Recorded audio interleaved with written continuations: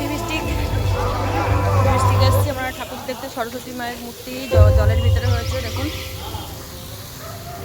কত সুন্দর করেছে।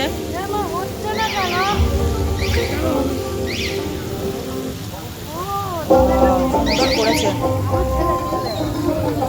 বিষ্টু, তুমি সরস্বতী ঠাকুর দেখতে এসছো?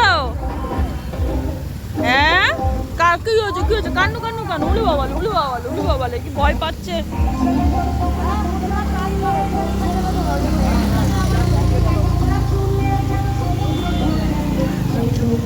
যাবে না যাবে না ভিডিওটা